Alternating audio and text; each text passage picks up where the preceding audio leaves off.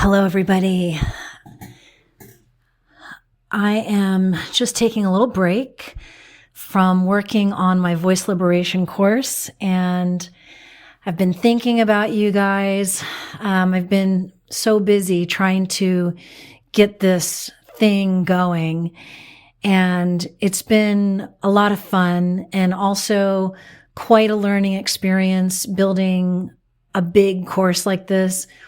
I've designed small piano courses in the past, and it's nothing like what I'm doing here. I've already recorded 7 guided visualizations, which I'm super excited about. They were really fun to make. They're based on the 7 different chakras and the energy blockages that come from those points. And they follow the theme of a hero's journey, which is something I want to talk about today, because I just finished recording all the videos for week 1. And by the way, I can't believe how much I'm putting in here, which I'm trying to scale it back a little bit because I realize I don't want to overwhelm everybody, but I think each week is going to have over an hour's worth of content, which is certainly longer than a typical voice lesson. But I want to give you everything I can to kickstart your journey and to help you out. And so that includes not just vocal technique, but also massage and stretch routines to get those face and neck muscles relaxed, as well as speech work and the guided visualizations and the vocal exercises. So anyway, after going through the first week, and that's where we talk about the hero's journey, I was thinking about how I'm really glad that I'm introducing this into my method, because I've used it in my own life for quite some time. And if you don't know what the hero's journey is, it's essentially, it was not Carl Jung. Carl Jung talked about the archetypes, but it was Joseph Campbell that introduced the world to this idea of the hero's journey. And what he did was he was able to spell out the formula that all great storytelling follows. And basically, when you think of the most beloved stories of all time, like Wizard of Oz, Star Wars, Harry Potter, Lord of the Rings, they follow this similar timeline. And the characters are all representative of what Carl Jung called archetypes. And archetypes are these elements of human, of what it means to be a human. And the main archetype in the hero's journey is the hero. And the hero is represented by the main character in the story. So, for example, in Lord of the Rings, that would be Frodo. I think it's been a while since I saw it.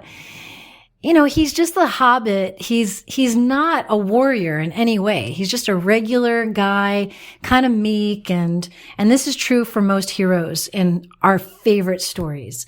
It's a sort of like a reluctant hero who goes on this adventure, who answers a call. It's this like higher purpose that he goes on. And I think that's where we get the term journey from when we talk about the healing journey.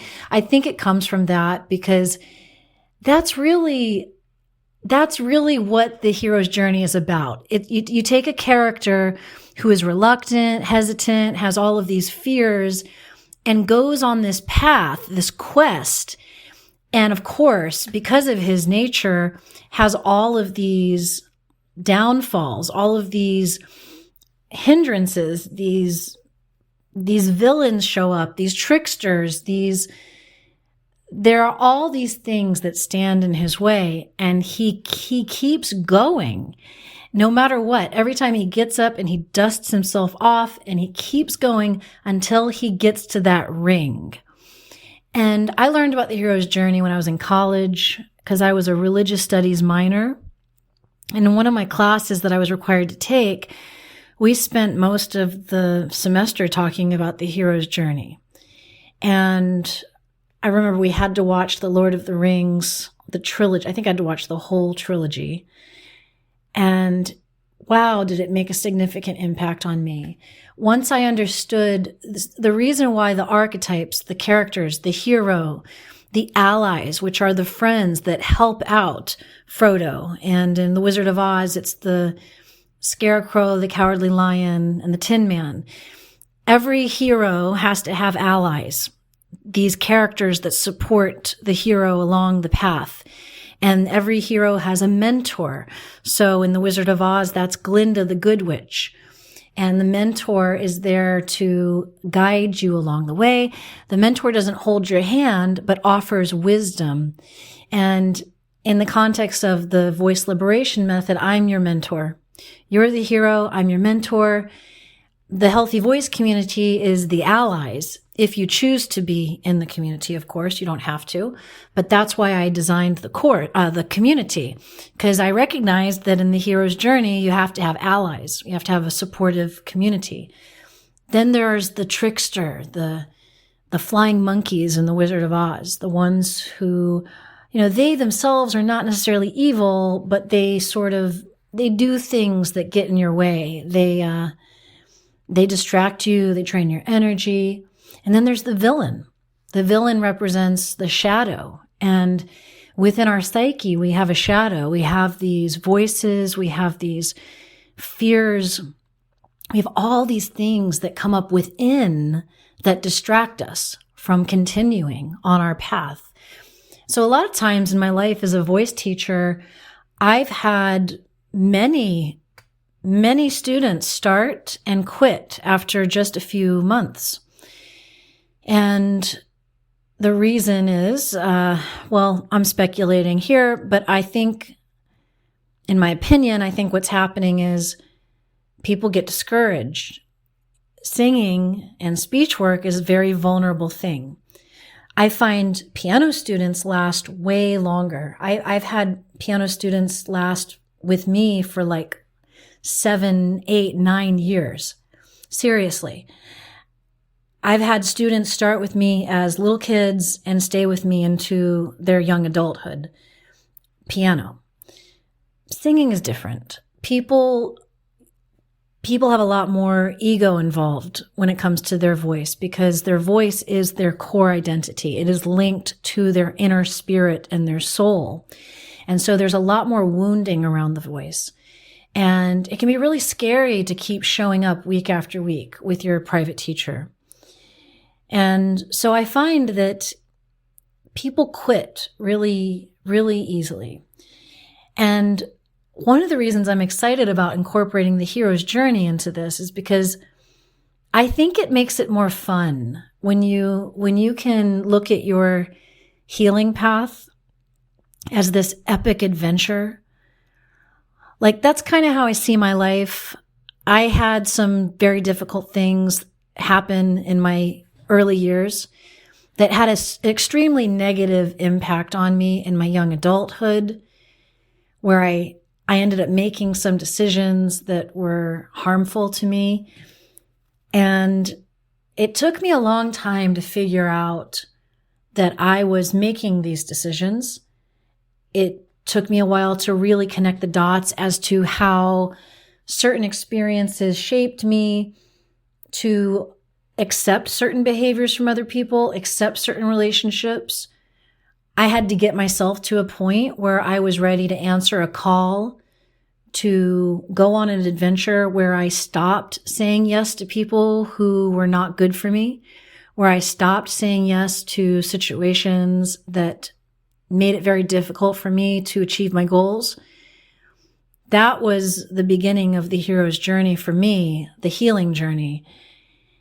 And it was hard at times. There would be moments where I would fail, where it would become extremely obvious to me that I did not have all the answers. And that would be really hard for me. It was hard to feel that kind of failure, that discomfort. But then some time would pass and I would be ready to dust myself off and get back on the path. And then I'd have some wins, you know, you have a win, something good happens in your life. And that's when you feel like, oh, I'm so glad I stayed on this path. I'm so glad I stayed on this adventure. The goal, and in my experience, what happens is after you've been on the path long enough, those challenging moments get spaced out further and further apart because you start to acquire wisdom. You start to acquire better pattern recognition. You start to acquire a stronger sense of will. And your intuition gets stronger, and you start to trust yourself more, and you start to feel more confident in who you are. Part of what I'm trying to do here is I'm trying to offer help when you get to that part in your journey of the throat chakra, where you recognize how important it is to speak your truth and to use your true voice. And this is a block chakra for a lot of people. A lot of people struggle with being authentic and real and honest, even with themselves. And this can be a really difficult part in the life journey. And a lot of people will give up. They will give in to a system that tells them how to think and how to feel and how to believe. The system could be a relationship, a romantic relationship. It can be a religion. It can be an academic field. It can be a profession. It can be anything, really. It's not one thing. You know, I don't agree with villainizing any particular system. I think they're all capable of imposing their will on the individual, but the individual is on their own path. We're all on our own healing hero's journey. And so part of our job, part of our greatest challenge on this quest called life is to recognize when our will is being challenged, when our perspective is being challenged, when our intuition is being threatened, and when we are being coerced into lying to ourselves and creating a false self in order to appease the system, whatever the system happens to be in your situation. And so what I'm offering with my method is a way for you to gain strength in that throat chakra, in that will center, in that root chakra of safety, in that creativity center, in that sense of developing your intuition.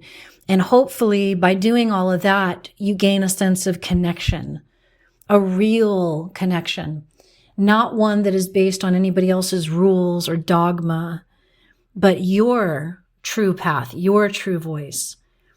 That's what's so exciting and romantic about using the hero's journey as a blueprint for your own healing journey.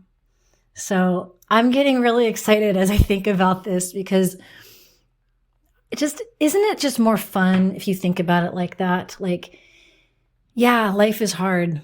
It's really hard. Like even just getting up in the morning is hard because you'd rather sleep, and getting your work done is hard because you'd rather watch YouTube videos or whatever. But every single moment is actually a path. It's a pathway point in your epic quest called life. And that's what we're all trying to do here. We don't cave into victimhood because that's how you get stuck in the shadows.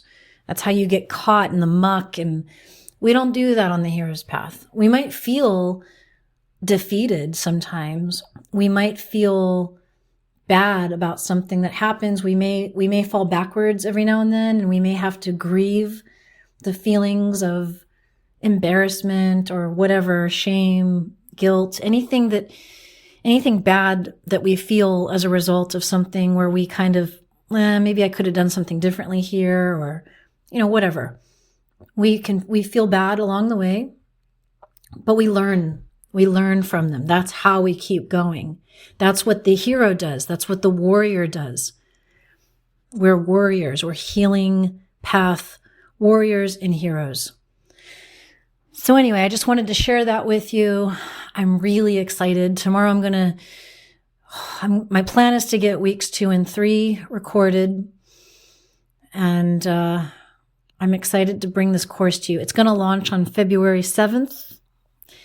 And right now it's 50% off. And by the way, so many of you have already signed up for it. And I want to thank you, sincerely thank you, because your support by purchasing this course now, you have made it possible for me to clear my schedule, to clear my work schedule with ease so that I can do the best job possible for you, which is my number one goal, is to create an incredible course for you that brings you wisdom that lasts you forever. This is just a stepping stone, a beginning point. This is a beginning entry point into liberating your voice, and I'm taking it very seriously. And those of you who have already pre-ordered the course, thank you so much. Your support means a lot to me. I mean it very much. All right, guys, leave a comment on either Substack or YouTube. Have you heard of the hero's journey? Do you know about it? What do you think about it? Have you ever thought about your own life as an epic adventure? Let me know.